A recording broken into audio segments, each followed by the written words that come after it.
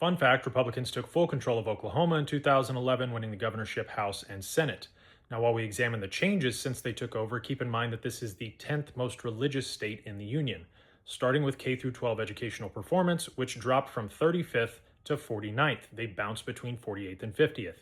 Their NAEP test scores have dropped across the board for every grade and every subject that we test since 2010. Their standards actually used to be the ninth best in the country. Their teacher pay was also near the top, which is part of where you get that 17th overall ranking that people reference that subsequently dropped to 50th in 2024. But at least their superintendent, who was publicly watching porn in his government office, got the 10 Commandments in schools. Really important stuff. Life expectancy has dropped 2.5 years roughly and is bottom 5 in the country. Gross state product has dropped 1 spot in the rankings and is growing slower than the rate of inflation.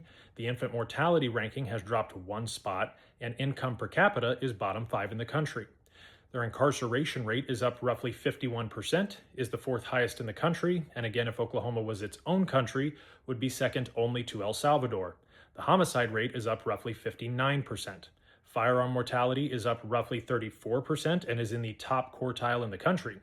Mortality rate overall is the 8th highest in the country. Age-adjusted mortality is the 5th highest in the country.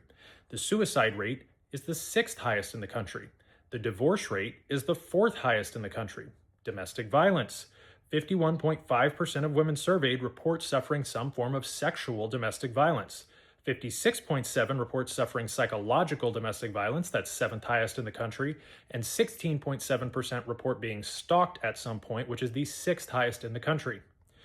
Maternal mortality is up anywhere from 20 to 73%, depending on which 3-year rolling period you look at. I'm sure that's unrelated to the fact that they have a total abortion ban from conception without exception for rape or incest. Also, small Wayne Mullin doesn't know the difference between Iran and Iraq.